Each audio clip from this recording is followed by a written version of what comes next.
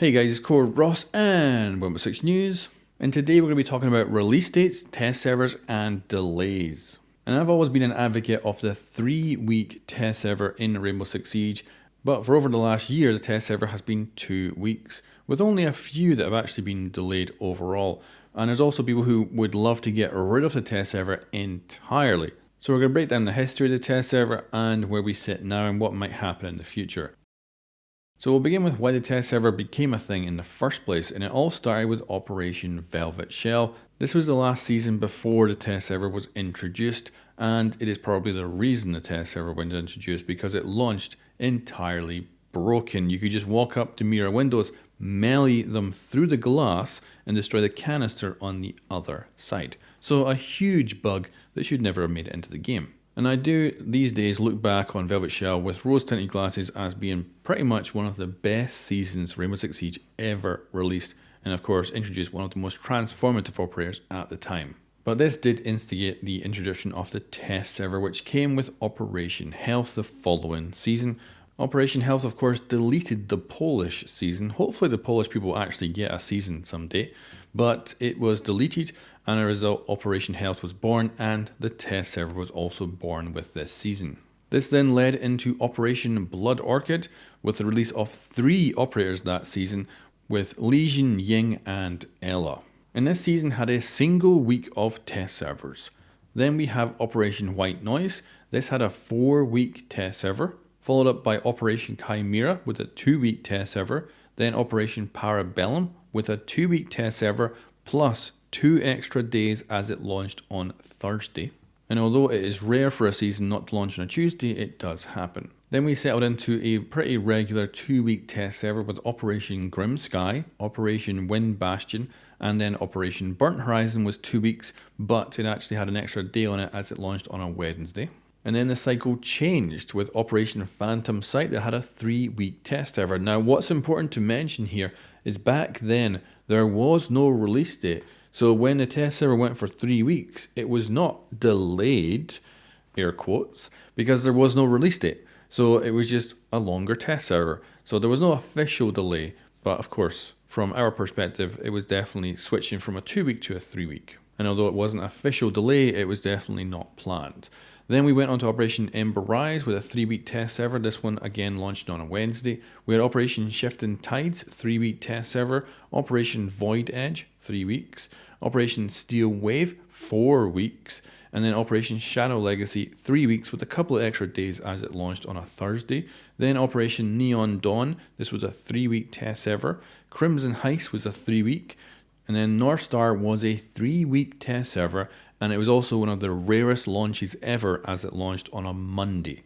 Then we have Crystal Guard, which was a 3-week test server. High Caliber, another 3-week test server. Demon Veil, 3 weeks. Operation Vector Glare, 3 weeks. This was a definite delay. There was a release date with this one.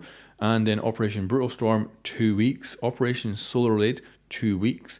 Command and Force was 2 weeks. Dread Factor, 2 weeks. Heavy Metal, 2 weeks. And Operation Deep Freeze, which of course may be a 3-week test server at this point. So you can see how the cycle for the test server has changed quite dramatically over times, sometimes being predictable where it's always been a 2-week and then suddenly always been a 3-week and then suddenly back to always being a 2-week, and sometimes it's had an official release date, sometimes it's not, and the release dates recently have been actually accurate. So the last year and a half have actually been pretty good, with only a couple of seasons being delayed with their 2-week test servers.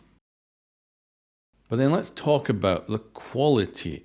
So the last year and a half with 2-week test servers, I feel like the seasons have launched a little bit more buggier than before. Now, with Siege's seasons, that's hard to quantify because they're always buggy, but it feels like they've just been a little bit worse, especially if we look back at, say, Command and Force. It was a 2-week test server, but man, when that season launched, it was not in a good shape. And then from a content creator point of view, I get to play the season usually 4 days before the reveal.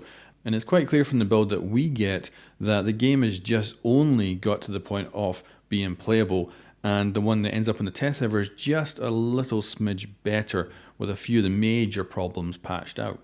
However, my content creator knowledge is quite limited, because before COVID, I just wouldn't go to events to play the new season early. I would always just cover it from home with the live streams. So I never ever played builds early back then.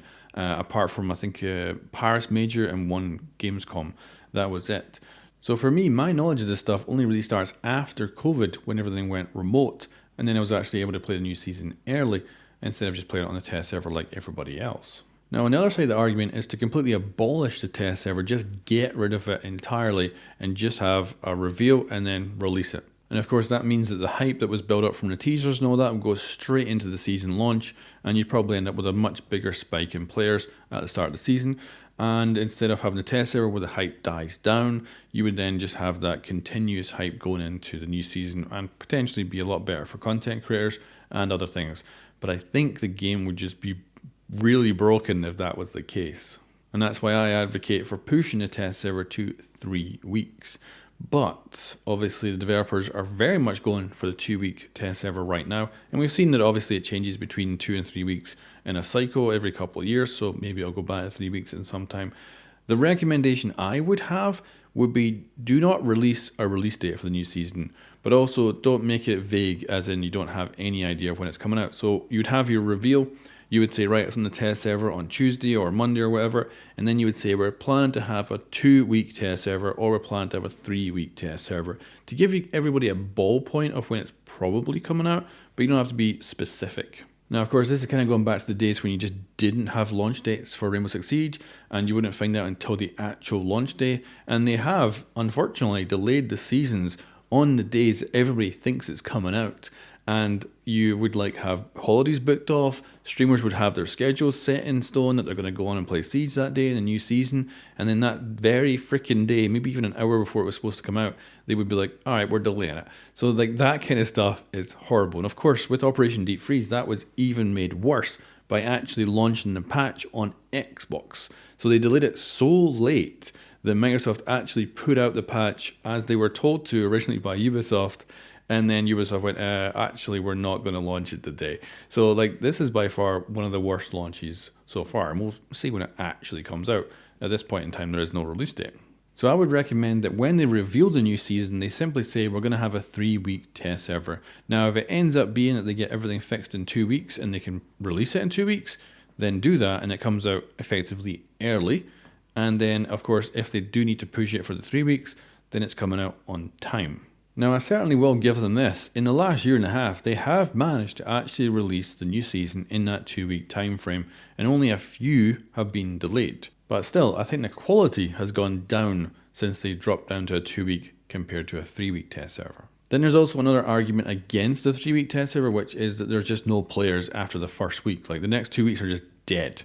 But that's not kind of the point. The point is to give the developers more time to fix stuff and be less of a crunch so that hopefully there's a better product at the end of the day. And it doesn't matter if the last 2 weeks of the test server are completely empty, as long as there's still a few players in there playing a few custom games or something and just happen to find a few bugs that they can report and get fixed. That's still bugs that are getting fixed that normally would not be if you didn't have that test server going. And then I should also talk about the Battle Pass. So this is always very interesting because when the Battle Pass timer ends, people say, oh, the season has ended, when the Battle Pass is just part of that season. And unfortunately, for a lot of people, the Battle Pass seems to be one of the most important things, and it is just there, of course, to monetize the game. But certainly the fact that the timer on the Battle Pass just runs out and cannot be extended sucks. And it'd be good if you could just push that a lot longer, or even not have a timer on it at all, so it'll just run right to the end of the season, and it'll give people less warning that it's going to just, of course, end at any moment. But I'd rather it runs for the entirety of the season, whether that's a week delay or a 2-week delay or even just a couple of days delay or even hours in delay. I'd prefer that Battle Pass just went on until the very end of the season. And so many people do see the Battle Pass timer as the actual season. When that ends, to them, the season is over. They are like, where's the new season? It should be out by now. So I don't know if maybe one of the potential solutions would just be wipe out the timer entirely, do not have a countdown on it, and maybe have a general thing, maybe just say it's going to end in this month, and then that means people will know that roughly when it's going to end, but not an actual timer so that it'll never run out before they then hit the new patch. But anyway guys, let me know what your opinion is on delays, test servers or no test servers, how long they should be or how short they should be, and of course how you would fix the Battle Pass timer issue as well. Anyway, guys, thank you very much for watching, and I'll catch you next time.